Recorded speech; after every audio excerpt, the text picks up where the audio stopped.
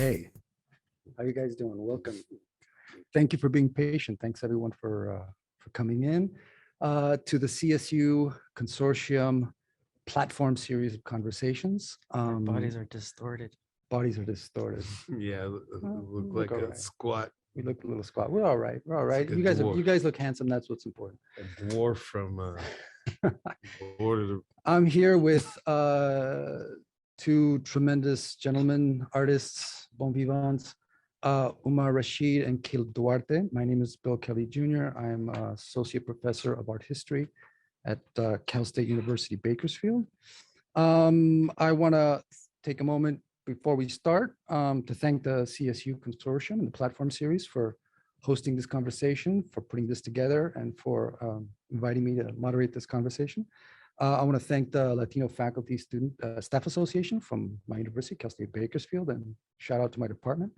Our fellows here at Outer Circle Media, who are helping put this all together, and the esteemed photographer Rafael Cardenas for helping us put this all together. So let me get to it. I'm going to introduce Umar and Caleb, and then Caleb will present first. Umar will follow up. I'll ask a couple of questions. Please, if you have any questions, put them in the chat, and we'll take your questions after we look at some art and talk some shop. Yeah. So Umar Rashid, also known as Frohawk Two Feathers, employs writing, illustration, painting, sculpture to construct fabulations, or put simply, alternative historical narratives that reference a panoply of cultures, collapsing geography and time.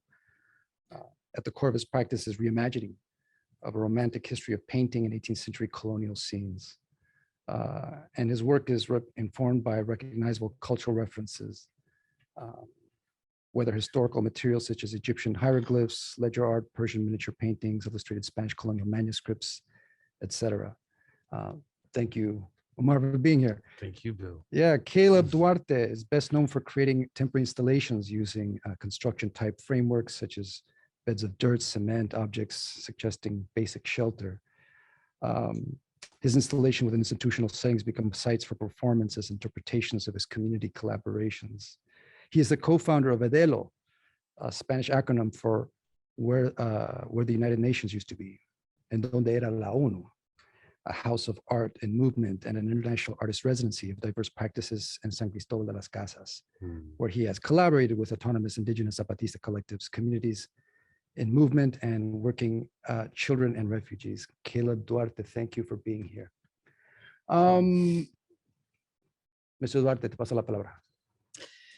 All right, so where's the first slide? Thanks everybody for this good opportunity. It's really nice to kind of flush out a lot of the thinking that goes behind the scenes when we're creating this work. It's rarely ever contextualized in any way. We just go out and do it and try to figure out what it means. For example, this piece here is titled Burning House. It's a 3-month collaborative project with 6 families seeking asylum in Tijuana. And so we built houses, we built masks, we worked with invisible theater, public intervention. So we kind of are acting out the absurd in order to kind of bring out the evidence of survival, of resistance. And so these are the houses that we finally burned up at the feet of the US-Mexico border. You see the fence there, kind of looks medieval fence there, but it's there now. This is some of the workshops we do with we call them embassy. We call them artist ambassadors, right? And they were living in El Chaparral, which is a makeshift refugee tent city right at the border, right when the cars come in. We do focus on painting. We do focus on the histories that the object carry. We're concerned with how the object evolved with human consciousness. And so it's still part of that ritual of how to transfer meaning, as well as how the body carries memory. Soon after we went to Frankfurt, Germany, to try to work with the same concept. Again, we're very site specific. This was in Frankfurt, one of the economic strongholds of Germany. We decided to bring in ready-mades like the scaffold. The scaffold might represent invisible labor of those huge cathedrals and corporate buildings and banks that are constructed through the use of scaffolding. We covered the scaffold with gold mylar, the blankets that are passed out to refugees seeking shelter, and created a series of performances for a whole month with Syrian and Iranian asylum seekers and artists. Inside was a shipping crate to talk about the movement of goods, the global regulation of movement, the care given to consumer goods. And again, in contrast to the way the brown body is treated through underground labor and through those trades. These sculptures were livable. You could live in them for $200 a night. And so we are dealing with a completely different audience with a completely different set of aesthetics. As you can see, compared to the work we did in Tijuana, there is none of that kind of vernacular use of materials. We were more carefully paying attention to architectural design, interior design, something a little bit more clean for that kind of eye. And I wanted to focus on this talk and where this visual language come from artists or from communities. How collective is it? How individual is it, right? This piece was at the Fresno Art Museum, a 3-hour performance by a local tattoo artist that was passing by the museum where we were building this.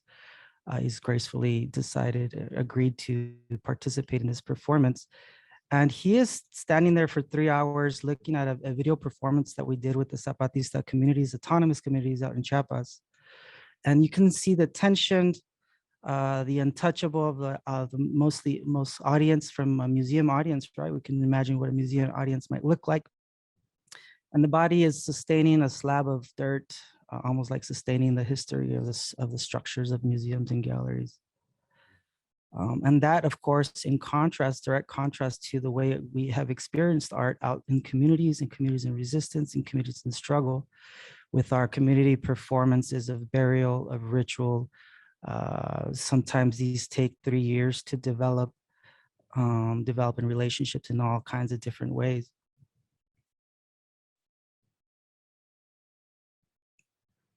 Here we had a game of chasing and burying each other. Wow. And his image of the EZLN, the Zapatista army that took arms in 1994 against the North American Free Trade Agreement. And since then, they've been establishing an autonomous, independent way of organizing where art and poetry, visual culture is used as a main source. Obviously, it is absurd to think that an indigenous army with stick rifles and slingshots can take over a Mexican army backed by US interest.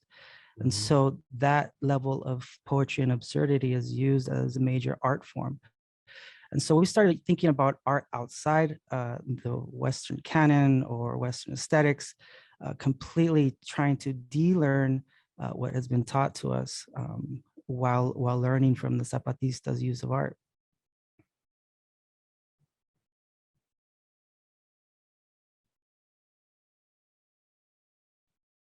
I want to go a little bit farther. One of the ideas of this kind of work is that we see kind of time folding. I think when we make art, we have the ability to time travel.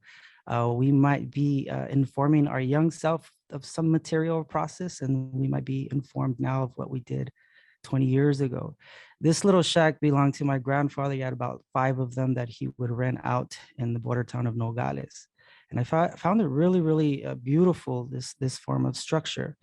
And we were growing up in the Central Valley of California, and these kind of suburban homes were kind of the mark of progress and success, happiness, whatever life is about. And there was this stark contrast, right? A kind of maybe a sense of anxiety with this type of organization, or you might feel anxiety with this type of kind of localized economies, using materials as needed. And so at the time I was working, laying drywall construction work, doing roofing, to these big houses in the suburbs in Fresno, right? And that directly informed the kind of work that I wanted to do. And I started to throw dirt in the galleries and paint on drywall with charcoal. And the framework I still had was very much the gallery, the white cube, the aesthetics that comes through that line of study. I built a kind of floating house for Katrina in New Orleans. This was in 2006, I believe, with Home Depot materials and found materials with figures kind of sneaking in through the cracks. Wow. Then, of course, the experiences of galleries and museums was somewhat of a disappointment. The experience of life and art was completely missing for me. I started teaching after school programs. Instead of teaching painting, we started to make bricks, gathering the dirt from around the schools that were closing up. And we started to cover the doors of the schools because there's huge campaigns trying to privatize the school system in Oakland, California. And so I like the term, the architects of our own reality. But still kind of struggling with a career in the arts. What are you gonna do? What are you gonna sell, right? Fortunately, I went to India to participate in the World Social Forum, where art was a completely different experience.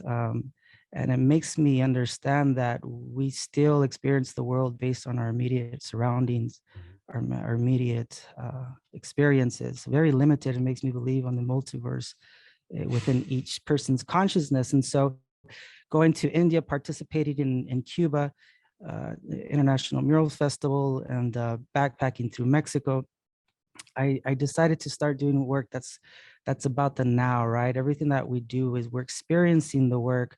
Whatever pictures come out of it is just the residue of it, right? It's just kind of like a memory of it. Whatever we put in a gallery, it's just the residue of it. The actual lived experience art is happening when we're organizing. And so here we created these temporary sanctuaries to claim protection to undocumented folks, where the church has the power to protect folks fleeing violence from deportation. And so we decided to make a church that kind of did that for us. And we occupied bars and galleries with this make-believe temple. Mhm. We did the same project in El Pital, Honduras, with children that have not yet left to the north.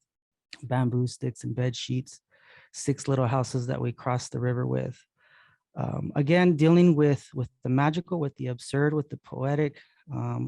Those of us with very, very little economic or political power turn to this kind of physical, ritualistic acts that we know belong to us and our ancestors. And this is how we got here. This is how we made it this far. And of course, food is a big part of that experience. Really quick, went to grad school and started collaborating with my friend, Mia Eve Rallo, with her first semester in grad school, suffered a car accident, leaving her paralyzed from the waist down. So again, these life experiences really shift someone's understanding or perspective of art making. The body became, the act of moving, of surviving became the performance itself. And so we started tying our bodies up, doing all kinds of silly stuff. Grad school allows for you to do so much of the silly stuff that really resonates later on, and the language that you're trying to discover for yourself. We moved to Chiapas after graduating, opened up the studio. Here we are with the Minister of Culture of the Black Panther Party, Emory Douglas, with some Zapatista members. We're organizing some of these burial performances. And so we started thinking about art in a completely different context outside of the isolated studio, and opened up an art space where the United Nations used to be. There was a 2-week occupation by indigenous farmers where they kind of scared the United Nations and they moved to a different building. And so the building was empty, and Mia and I were like, yo, that building, it's 2 stories. So we started renting it with some seed money that we had. And for 3-4 years, it became kind of the art piece in itself, with concerts, art shows, university lectures, kids programs, drawing sessions, different theater groups showed up, different ritual ceremonies happening inside. And at the same time, working out in autonomous communities and bringing in artists and educators, mechanics, jugglers, doctors, PhDs. It was just a mess of people in there. But I think what we were interested in is that who claims to be an artist, who claims to live a creative life is not firmly defined, right? And we still had formal art exhibitions. We worked with self-taught builders that were thinking about sustainability and the way they make houses. So we collaborated in constructing these heavy domes. And this became the centerpiece of where the United Nations used to be with, figure drawing lessons and rock concerts in Maya and Celtal, work with political prisoners. And then trying to figure out how that fits into this whole other space, which is the gallery and the museum, right? It's kind of love-hate relationship. And so isolating the body, once again, the body is what experiences art. The body is what tells us where we're at in our relationship to the earth. That's kind of like the only thing that we could be sure of that we learned from the Zapatistas, right? And then we started thinking about the Black Panthers and their use of the body, their use of visual culture, introduced to Emory Douglas by a friend, Regal 23, that also did a residency. And we were thinking about how art is understood through a completely different paradigm, right? It's the music, the food, the clothes, the ritual, the way time slows down, a completely different perspective on how we mourn our dead, how we celebrate our dead, how we celebrate in collectivity, right? And we saw that the state also has theater, also uses the body to present a certain reality, a certain truth, with their military gear, their cameras, and here we have the Panthers doing the same thing with the use of public space, reintroducing the Black image through the printing of the newspaper. And we started looking more directly into the work of Emory Douglas in comparison to the work of the Zapatistas. You go to any community and there's just murals in every inch of their homes. And their use of poetry and the body continues to inspire. So we decided to invite Emory Douglas to come live with us, be at the residency. We ended up going back about 3-4 times. This is him first time meeting some of the Zapatista women. And we're like, what kind of work can we create? How can we combine the iconography of the Zapatistas and the Black Panthers, iconography, excuse me. This is a Zapatista mobile. Some of the Zapatista painters. And so this continued to grow. It grew into these beautiful embroidery interpretations. Here we have a cover by the poet Sanchez with one of Emory's pieces. And here's the interpretation of the Zapatista women's embroidery collectives. Here's another interpretation, replacing the missile thrower with the corn cob.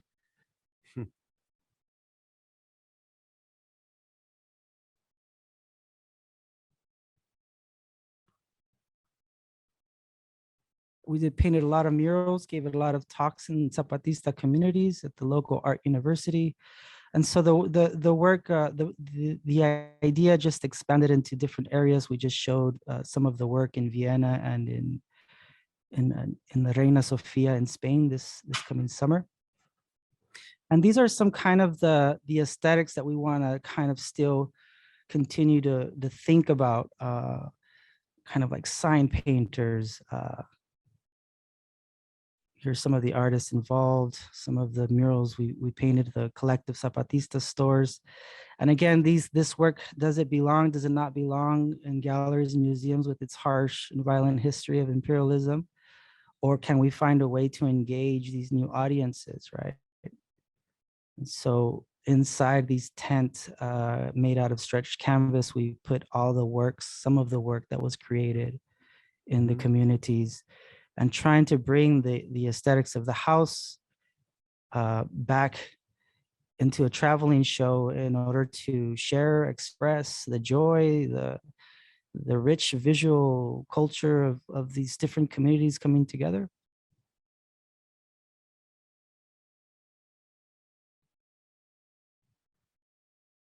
And the inside has a lot of photographs, a lot of paintings and embroidery works. We show videos, documentations when we present at different universities and cultural centers. It's the first time people hear about the Black Panther Party and the Zapatistas, young 18-year-olds, 19-year-olds. And this is a really great accessible way to understand the power of visual culture, the power of the body in public space, and how that can really help shift the way we organize and think of ourselves in the larger picture. And I think I'll end with that. Thank you, Wow. Caleb. That's beautiful. It's 21 moving. minutes. That was amazing. Yeah, good work. Yeah, I feel bad trying to follow that up. Wish I would have started first. It would have been straight bullshit. Can I say bullshit on this? You can say anything Okay. you want. You say anything you want. Wow. Can I ask Caleb some questions? Please, yeah, go on. Dude, so Emery was down there for a long time? It would come like periods of 2 weeks. Okay. We would participate in like, He painted a few murals as well. yeah, with the kids and with some of the community Wow, members. that's crazy, man. Emery Douglas. Yeah, hardcore guy. Omar, do you wanna show us a little bit of your work? Maybe we can have a chat. Yeah. Yeah. Let's bring it up. Like, I mean, like my journey will be very, very brief.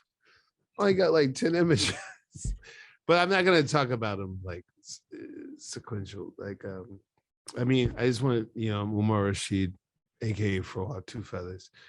I've been around town. I've been alive for 45 years on the planet Earth, and I'm not from here though. So okay, I started this whole narrative about 2000 and actually before I moved to Los Angeles. I'm from Chicago and I moved to Los Angeles in 2000, and I just remember just being like, wow, this is an amazing place. Like, all the rap songs were wrong. Like, LA is not a violent place. You guys have hills and mountains and peacocks strolling in Pasadena and mule deer and cougars and shit. So when I got here, I was like, man, what the fuck is all this rap gang shit about? Then I moved to East LA and I realized exactly what it was about. And I lived in Inglewood for a while and I realized exactly what it was about. But so I know first and foremost, I'm just a very balanced person. And I just believe that life in general is chaos. Like I don't think that I'm a Libra. Like I don't see anything. I mean, all I see is like the bottom line.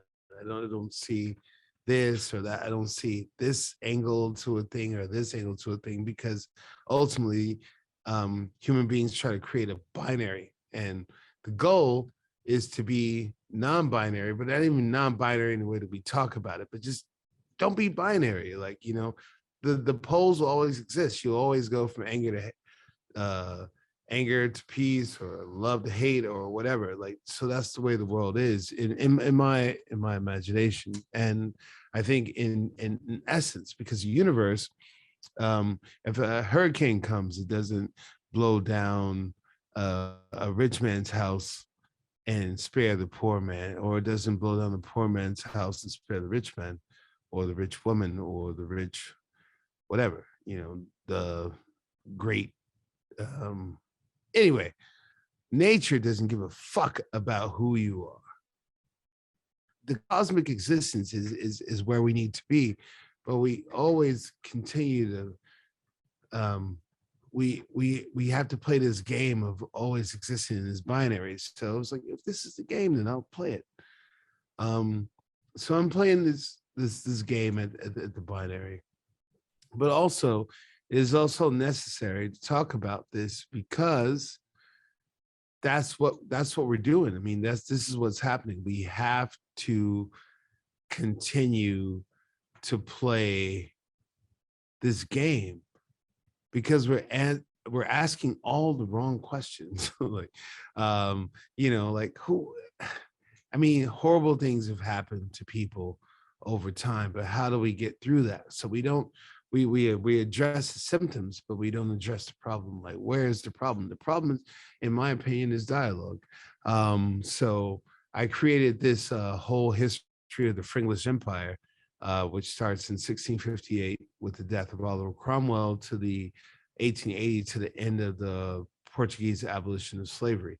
Although slavery didn't really end because obviously it just restarted in Libya about 2 years ago after they killed Gaddafi. So, humans, I mean, the bottom line, humans are just fucked up pieces of shit, and that's where I am, really. But also I think it is necessary to have context about how we got here. So that's what I do. I do the how we got here. Like, this is the how we got here segment of fucking life. But I just think that there's just so much rich history and we've all been through it, like all continents and all manners of people. But then one thing is also like I was researching Aztec history for my mission narrative that I did at Made in LA, and I think those paintings have already looped around. But anyway, so it's like everybody's like Malinche. Like, there's a Malinche in every culture. Like, it's always a snitch. Like, somebody's just making a show about snitches. Because there's always a snitch. There's always a motherfucker on a payphone or a cell phone or a bullhorn or lighting up a fire to snitch on somebody else. He felt that he was wrong, or he or she was wrong. So I in a way, I've kind of distilled everything that I want to say into a very small space. Like, you can't progress if people still gonna keep snitching. And I'm not with the rap stop snitching campaign or anything like that, but it's crazy. Like, people are just jealous people. Like, human beings, humanity is the problem, but then we don't have the dialogue. And what's been done has been done. Like, I mean, we can't bring back all the indigenous policies that existed because they're already gone. And that's the sad part. We can't bring them back. We can't bring these people back. So what do we do now? We do what we can, but we can't do what we can because you got stupid, whatever, Republicans or whatever, neo-imperialists, and they're like, they're just even trying to crush what's left. So I mean, my work is a response to a lot of things. So I'm taking on the dragon. Like, I'm not trying to do anything very small. I'm trying to do it extremely large and wide and cast a wide net so that we can have more allies in this fight, because we have to preserve this culture. This culture definitely needs to be preserved, because if you don't, it's going to literally go the way of the dodo. What else was there? I was going to say something else. Well, here's a little byline. I had to come all the way. I just shipped off some works to France today. And I was like, oh, yes, just ship my works off to another colonial country that has ruined my people. But, so what it is ultimately is, right now I'm in this weird kind of cosmology. And it started with these works at the Hammer Museum, Made in LA. And I was trying to combine cosmology with history. And when I did that, I realized, like, I'm not a single dimensional being. Like, I live in many dimensions. There's like, I want to create this dialogue. I want to create this bridge, because what's happening is happening, and I cannot stop that from happening. Like there, and what Caleb does is important, very important, because he keeps the community going. But that's not me. But I don't have to, I can support Caleb and still be me at the same time. Like I can support your vision, I can support all the visions of everybody and still be me at the same time. See, people think we all gotta go down and march and get shot in the chest. You just get shot in the chest. That's what happens. You look at the American Revolution, like Christopher Guy was the first person to die with some white people on the side. Like, okay, and that's something you should be happy about. No, like we can all build together. That's the thing that people don't truly understand. We can all build together. It doesn't matter what you do because everything is important, even though existence may perhaps be chaos. In my estimation, I think that it is absolutely necessary that we all have our own way of expressing ourselves, and we enjoy and we support others who express themselves in that particular way. And that's what it is. I think the vast majority of people lack empathy, So whether I'm talking about, the Black experience in Mesoamerica, and, then you got all these fringe groups like the original Black people with the Olmecs, and it's like, yeah, there's people like that. And, the terracotta pottery might, and the statuary might support such a claim. But, it's the same thing with white people saying that like aliens seeded the pyramids. Like, hey, look, everybody did their thing. I think if we just acknowledge everybody and everybody doing their thing, I think it's amazing because we're giving people back their agency. So it doesn't have to be, it might happen, it might not happen, but that's not my incentive, that's not an incentive for me to for my work, because I'm going to do my work, whatever. I'm a storyteller. Speaking about storytelling, Mar, let me ask you a question. Yeah. You go back to this idea of like, there's always been a Malinche, right? There's always been a snitch. Yeah. I think that one of the things that I'm really intrigued about in your work, right, is this idea that there's always going to be this repetition of history. Yeah. There's always going to be there's going to be a character that plays a historic pivotal role at the moment of resistance, at the moment of contact, at the moment of timely life and death decisions. And these characters seem to be almost these kind of Jungian archetypes that come back in time and repeat themselves. Is there something about that in your work?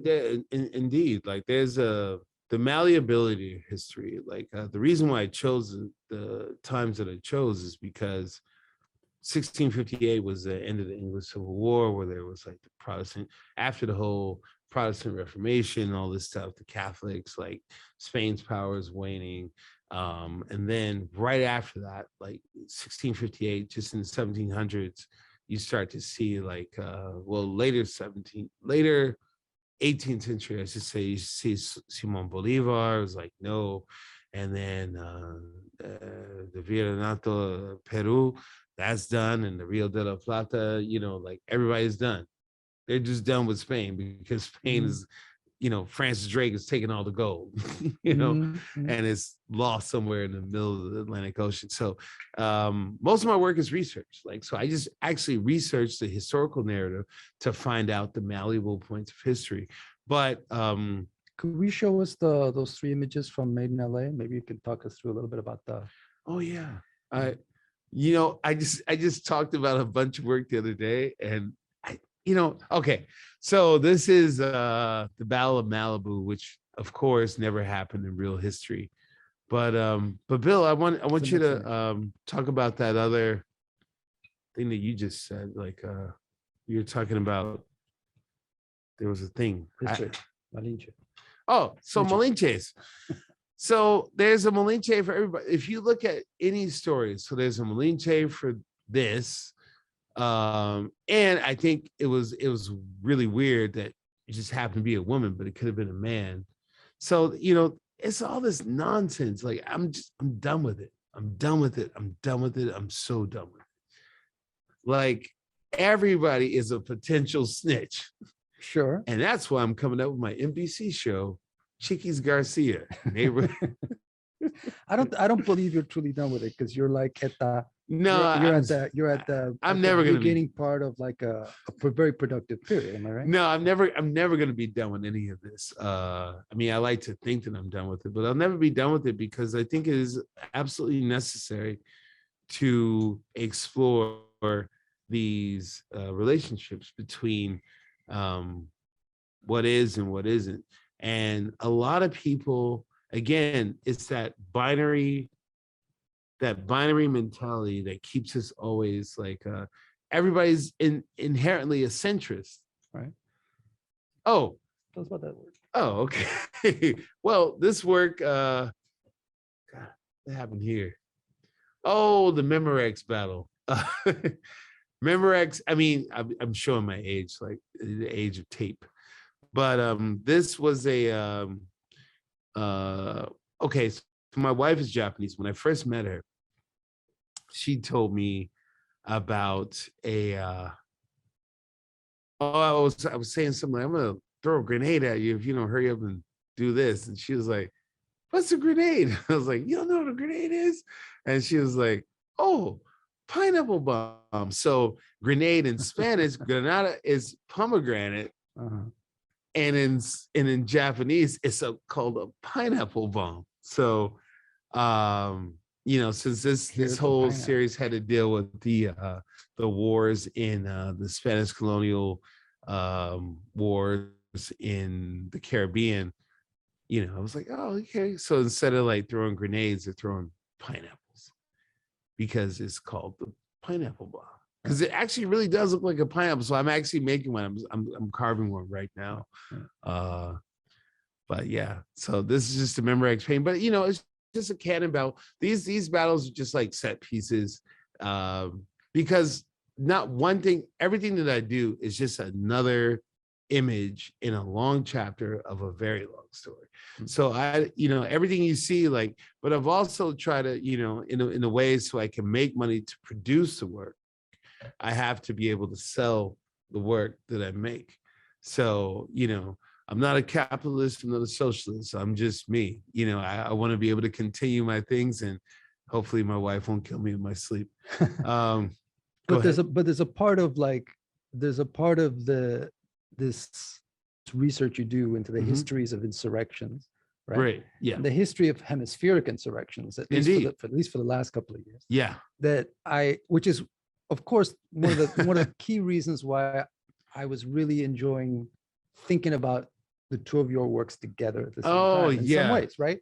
We're talking about a kind of hemispheric conversation that deals with not only the history of resistance and survival, but there's not that many artists that I know of that have a real rigorous approach to both aesthetics and poetics when they're dealing with these kinds of very interesting, long-standing, traumatic historical events. Well, Bill, and I think it's that commitment to poetics and aesthetics that I think is really interesting about the two of your works. I think it's a very difficult career to have.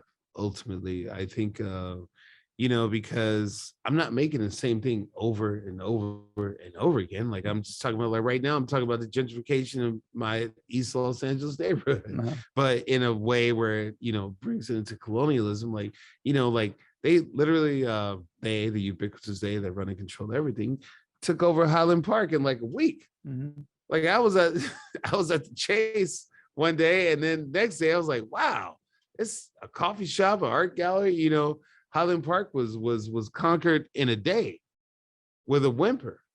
So, it's not that we don't want to see it. But then also, I think it is also incumbent upon us to create, skateboard, all these different subcultures or punk rock or, trap or whatever. We don't, as adults, we don't create enough spaces for people to feel comfortable. And then we wait for the European to come in and drop it all in. And then we get with it not because we were forced to get with it, because it made sense. How many 99-cent stores do you need on one block? In Lincoln Heights, I live in Lincoln Heights. Shout out to Lincoln Heights. PCO. primos, primas, abuelos, and Lincoln abuelitas, Heights. everybody. But it's crazy, but I've lived there for 20 years and I've noticed, I was like, wow, there are like 8.99 cent stores on this block. Why is that? No cultural centers, no nothing.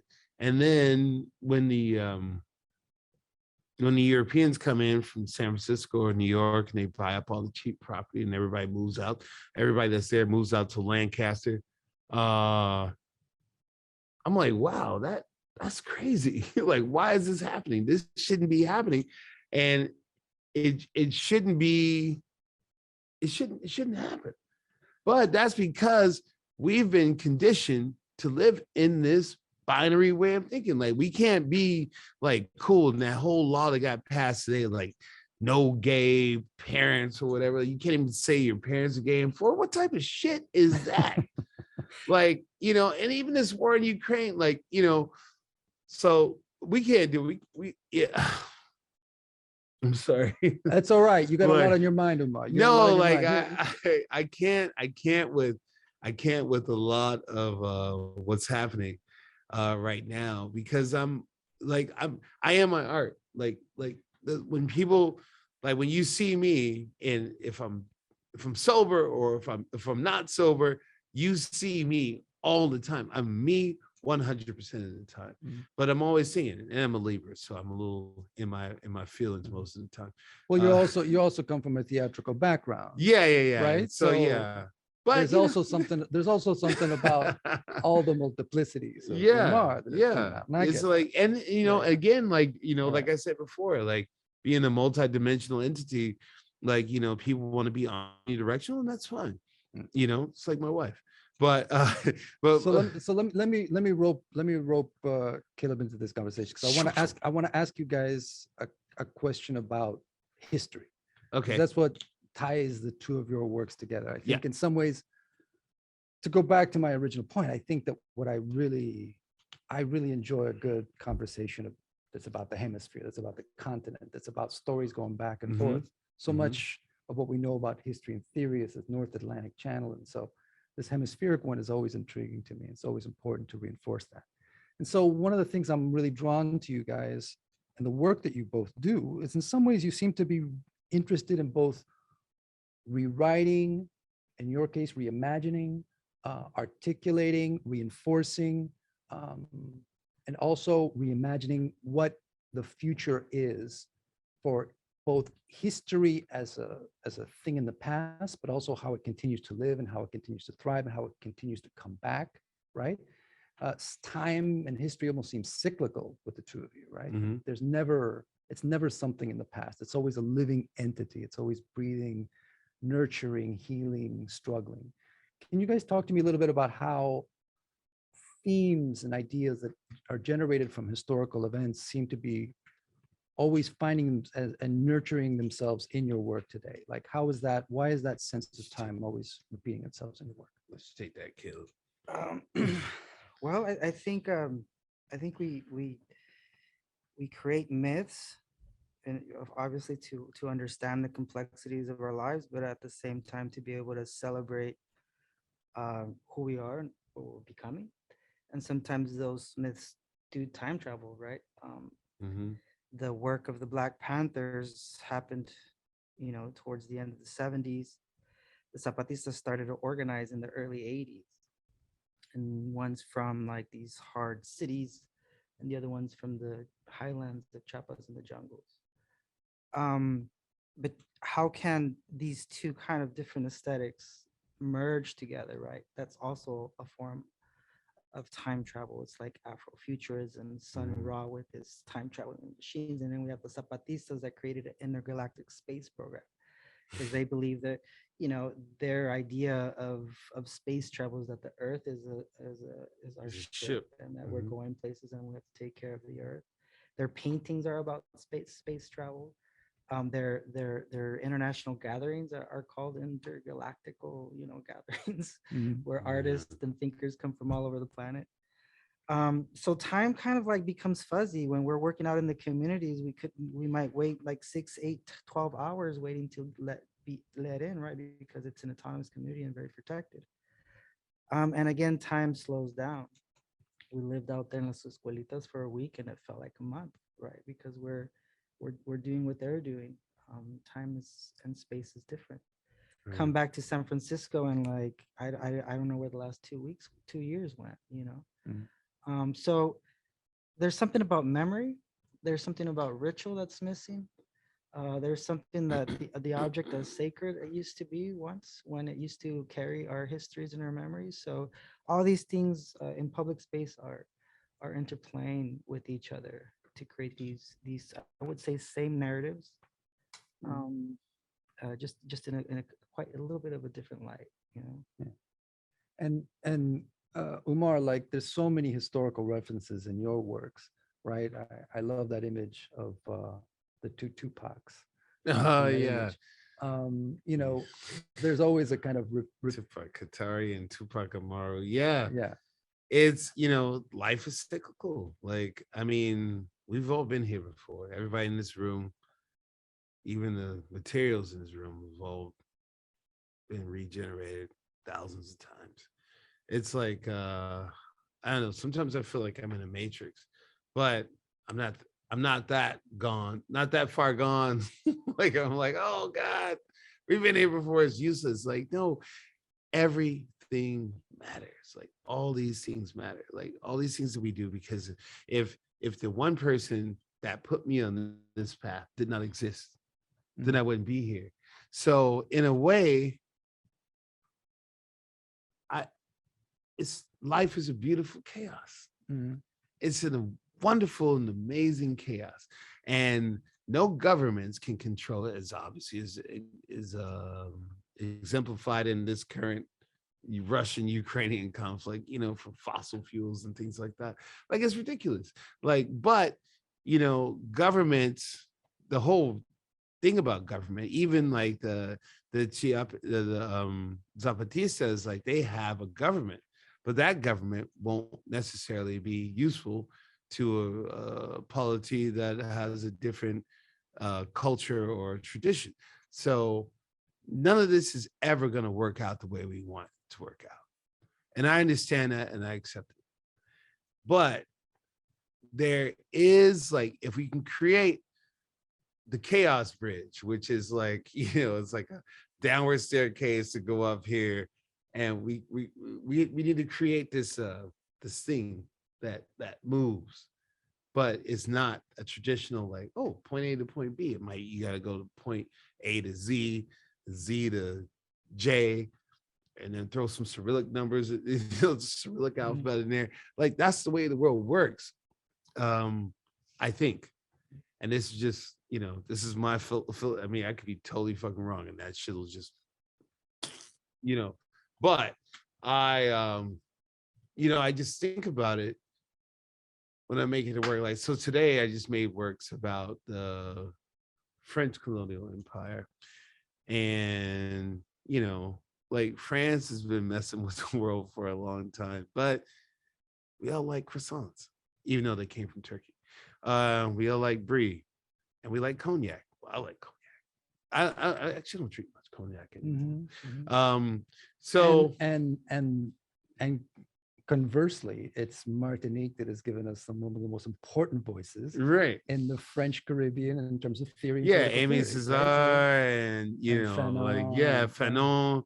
So you know, so I have all this history. Like, you know, sometimes it's like deafening because there's so much like crowd in my brain at a certain time, and I can't even.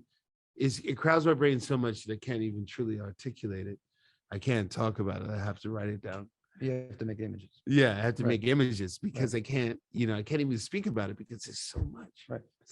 But these are, but that speaks to, like, I think the importance that the artist has and like generating these kinds of imaginaries. I mean, I was spending a considerable amount of time in the Andes. My family's from Ecuador, and so I was Quito? In Quito.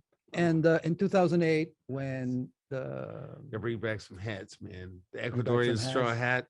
I have one, and somebody you want like the Panama hat? No, but it's like nice. It's somebody like People don't know the punch me. Panama hats from Ecuador. No, but not the Panama hats. It's like the long brim ones that like Yeah. keeps you from the sun. But Oh, it's, those. but it's kind of like it's like dipped down. I'll be there in a few months. I'll bring you both back a hat. Yes, I will. Since I'm not the one wearing a hat today. Anyways, what was I talking about? I'm talking about imaginaries. Let me get back to my See, point. you let me get in You there. let me get in there. Yeah. So like one of the things that I was really, really drawn to, and the thing that kind of really shaped a lot of my thinking was in 2008, redrawing of the Constitution in Ecuador, and really based on these indigenous concepts. One of them was called Summa Causae. Both the presidency of Correa and Morales in Bolivia took upon this idea of redrawing the constitutions based on indigenous principles. But is Korea indigenous as well? No. He's Harvard Because I know he's a Harvard-educated was mestizo. He's not that. Morales is. Evo Morales. He's Aymara. Aymara, yeah. So one of the interesting things about that was that it kind of brought everybody into this conversation about, like, imagine the idea of the rights to nature legislated as law. What would that mean? And that was just a very fruitful period of conversation, no? Because you took on this abstract thought, no? Yeah. That because we're products of nature, nature should also have rights the way we do. And it just started flourishing, these series of conversations and artists and programs. And the effects of that, even though those laws didn't get fully put into effect, was that they, I think, generated so many other people to enter into a conversation and to learn about concepts that they had only thought about from a Western concept of environmentalism.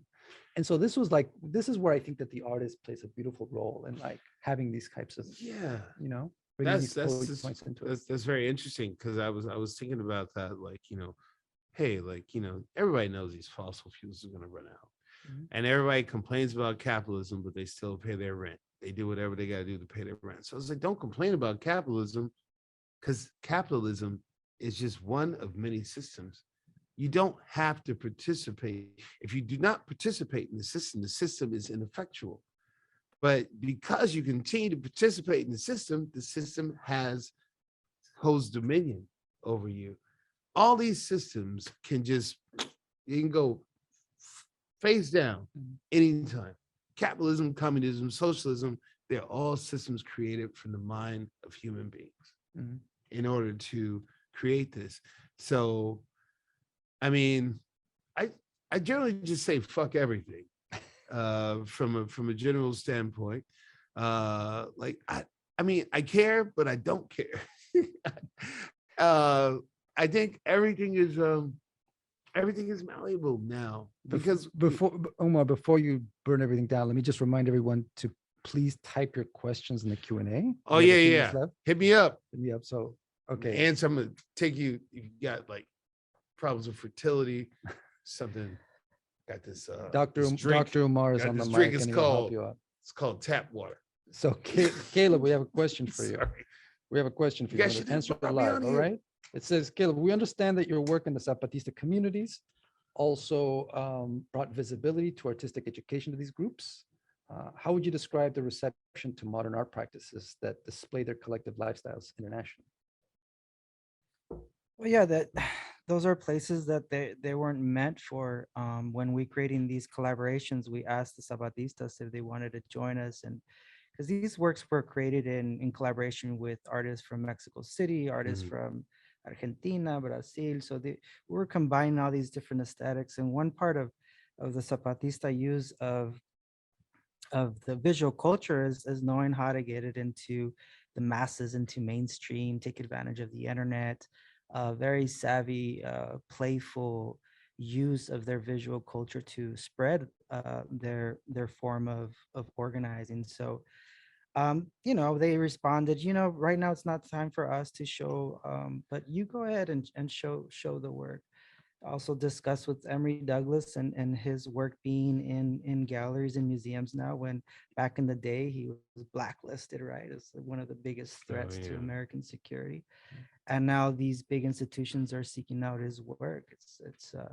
it's a good conversation to have. It's a different time. There's curators that are doing really strong work within those spheres.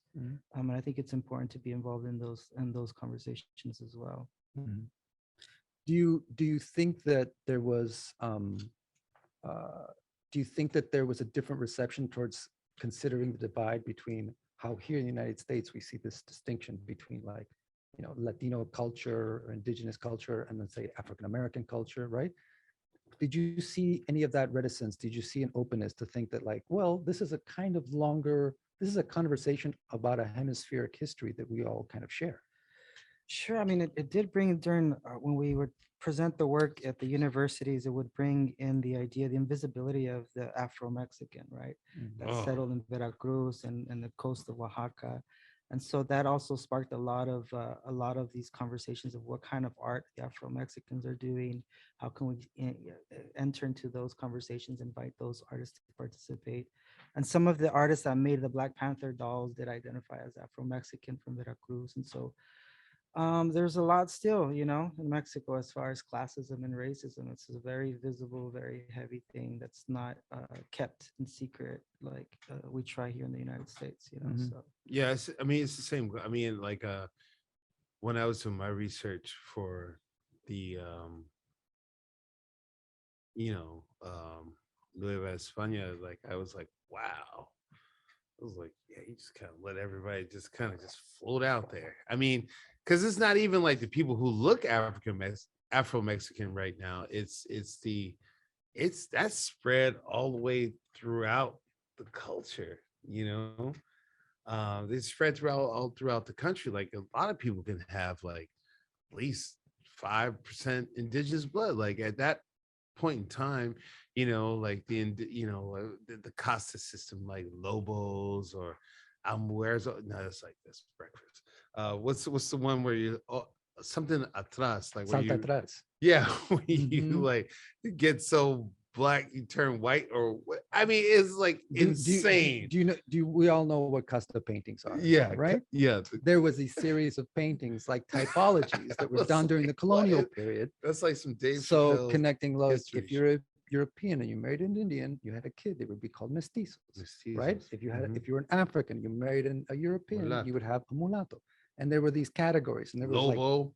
lobo. Lobo is a mulatto and an indio.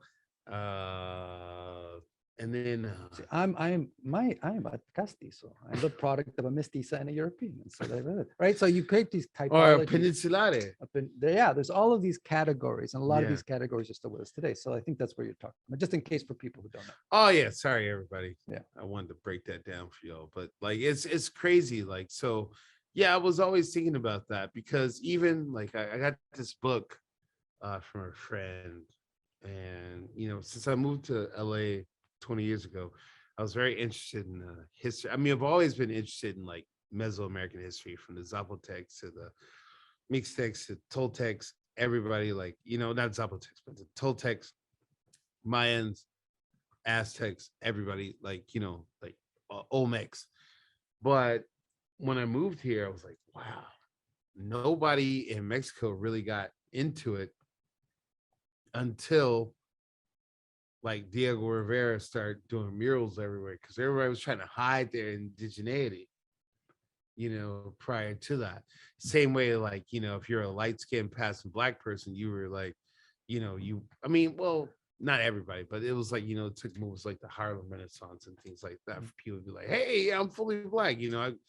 It was like almost like a coming out of the closet movement. Like There is a kind of strange relationship in the sense that, like, you know, nobody wanted to acknowledge it. well, like Mexican archaeology, for example, if you look at it, it begins by looking at the Mayans first. Mhm. And the reason why is because Europeans found it more amenable to their taste. Mhm. And so Mexican archaeology starts in that route, right? To appease the taste and the money, and the funding that comes in from Europeans. So there's a kind of an ingrained kind of like weird distorted mirroring that goes into Yeah. like how one looks at one's own culture in Latin America. That's true. In the Right. Americas as well. Or I mean, but I also think it's anywhere. Like, I mean, everybody, like because you know, one thing that most people in the world don't understand is everything is really truly based on tribalism.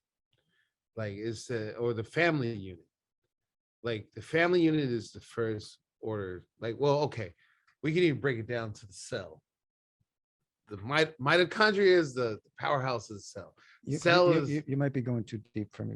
no, I'm not going deep. It's about to turn into this beautiful flower. Oh, Let's okay, just let it go. yeah. So it's like mitochondria, cell, baby, person, sex times, flower. Then another flower, sex times, time, boom, boom, boom. People, family, right? So then there's a family, and the family like moves out, gets some other people, family unit, you know, that's the structure. And then later on, that family unit again, then that becomes a tribe. Then the tribe becomes a village.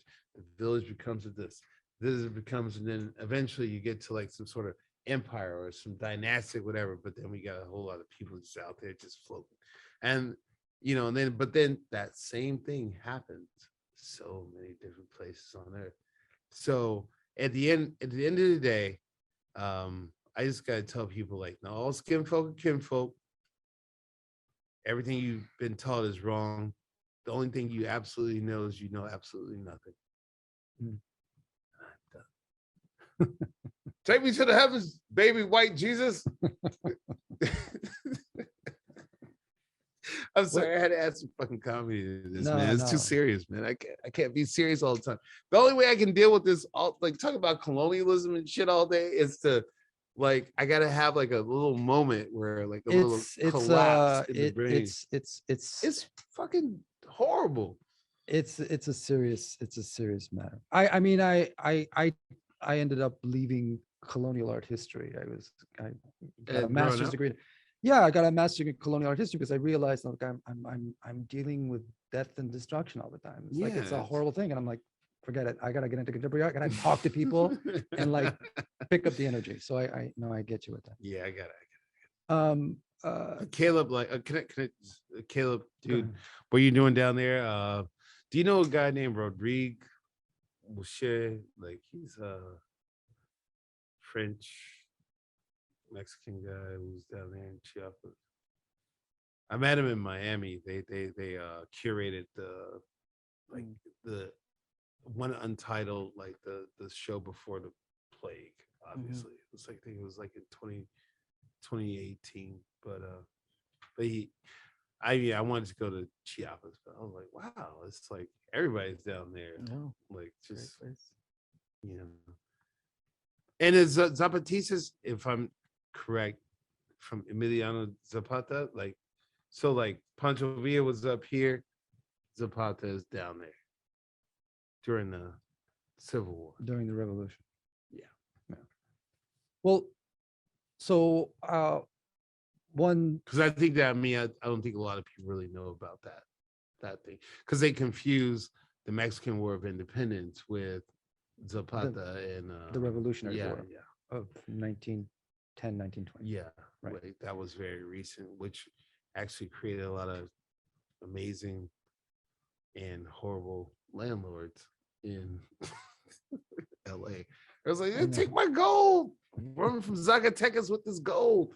Like, your family, they broke their legs. Like, oh no, I can have more kids. Leave them. And it was like, Papa. I was like, oh yes, I gotta get on this boat with all this gold. Anyway, well, I would make a movie about that. One of the two, there's the two of you share certain characteristics in that you're both not originally from California, right? You're from Chicago. Yep. You're originally from Mexico. You migrated very soon to the Central Valley, and then Chiapas and came back. And you both from here either. No. Yeah, I'm the Angelino. So like I think that the two of you guys have been focused on a kind of very interesting kind of regional history of this place. You know, people coming back and forth, moving across the borders. There's something about this side of the continent that you guys are looking for in terms of like the people moving back. And of course, I know you have a whole history of work on the histories of insurrections on the East Coast and stuff, but you've been working primarily on the west side, I think, since you for the past 10 years. Like so I did 10 years. Well, I did past 8 7 years here, but I did like 8 years on the East Coast. On the East And now I'm Coast. about to shift it to Europe, Asia, and Africa. Right. Tell me something about the importance or how you guys see this interest of moving back and forth. Is this part of an effective kind of way of connecting to communities and places that are not home? Or is this something that's more strategic that deals with histories and politics and the flow of migration? How do you guys, where does this interest come in that's always looking at like traversing boundaries and looking at the flow of ideas and people across borders? Well, actually, I got to answer this real quick because there are no boundaries. It's as simple as, Well, no, there are no boundaries. Like all cultures are essentially the same. With the exception of a certain flourish. It's like a musical note. Like, we can all sing in the same tones, blah, blah, blah. Like nothing on earth is different. Like it's like, we have different ways of expressing ourselves, indeed, but dude, we all shit, we bleed, we die. I mean, if you look at the fundamentals of existence, everything else that comes out of it is pretty much the same. Like, but there's also these fundamental problems of needing passports and papers and that's documents and dumb as laws shit and too, because detention everything is, centers, all this other it's stuff. just stupid. Right. But again, back to what I was saying when I was in my weird cosmological way in the beginning, it's none of this shit really matters. It doesn't matter. It's just like so we can all have jobs and talk about things like, it not even make money off of other people. Like it's dude, like, when I feel really down, I look at my cat. I thought you were going to say you look at an easal painting or something. No, look at you my look at your cat. My cat is literally my best friend. My wife don't fuck with me. My kids would be like, yeah, dad, you can eat a whole dick. But at the end of the day, my cat always comes to me. You wanna know why? Because I give it water, I give it food. Omar, is there a point to this cat story that you were doing? Yeah, There's no the boundaries are not no, but I'm just saying, like, but I'm talking about like what you're talking about. It's like, again, we need to move past, especially in this century. Now that we got social media, we have to figure out a way how to move past all this stuff. Like we're just getting stuck on like points that have already been proven to be false or true. We need to keep it moving, keep it going. But then again, if I did that, I'll be kind of out of a job. Yeah. Caleb, you want to answer that Sorry. that prompt? No. We have a question coming up for you right now. About movement, right? Yeah. No, something that Zapatistas say is a world where many worlds can exist. Really the ability for self-organizing and constructing your own realities. The reason I kind of move in and out, I think, is in that search of some kind of authentic way of experiencing art. I can say art would be like in spiritual realms and aesthetics, or art can be defined as life itself, right? Everything else that we make is just the residue. So I think it's in search of that experience through amazing inspirational communities and groups and people and children that are demonstrating this desire to move forward, to reimagine the things that we can actually create and organize for ourselves. So it is in that search, right? Not to be pessimistic, but to be really seeking out and making that work, creating that fake embassy of the refugee. Maybe someday in 20 years there will be such an organization. Thank we have a question for Omar from the group. I wanted some clarification on the need to create dialogue to address the symptoms of our issues. Can you be more in depth of what the dialogue is or what it can be? Dialogue. I mean, it can happen. You can have tea, you have coffee, a couple of beers. No, no, seriously. dialogue. I mean, I don't know. Like, I can't tell you how to talk to anybody. Like, you know how to create dialogue. You know how to get what you want. It's the sociability of It's it. the sociability of it, and then like hey, and hopefully that person won't punch you in the face. Like, but see, that's the danger. That's the element of danger, and that's why we get stuck in this place because there's an element of danger. Change is dangerous. Yeah. And it comes with its own pitfalls. But if you're not willing to do any of that, then you just say fuck it and just dump your head in the sand. So it really is just about like opening yourself up to the risk of dialogue, all to the risk of a conversation. Yeah. Right. Mm-hmm. And is that in some ways what your work is kind of trying to do, in the sense that like you're having a dialogue with dialogue with the various Tupacs in history. Now I'm having a dialogue with the universe. Right. Like, I'm trying to actually talk to the universe, and the universe is not really talking back. But like I've been a lot of things. I've been a lot. I mean, well, not a lot of things, but again, the multidimensionality of existence. People have to start understanding it, but in order to understand it, you have to study. Like the Zapatistas have a different culture. But I said all cultures pretty much the same, but there's certain flourishes, and you have to be able to listen to those notes. But you've tended to like. I listen to the notes. Well, you've tended to also concentrate on the history of insurrection and resistance. Well, this is mostly this particular this Algerian regime change, which I'm doing right now. It's like it's been growing, but yeah, it's all about insurrection. But the insurrection, again, another thing that I said is it is absolutely necessary. Like, I don't have the answers to everything because I told you I know absolutely nothing. So whatever you've been doing, just keep doing it. It doesn't matter because we're not going to live long enough to see the fruits of whatever the fuck it is we're doing anyway. I'm going to probably say that I think that your work probably is more inspiring than that particular reading of it. No. I mean, there's nothing more than, because the history lessons that you're calling the work, and this is my reading of it.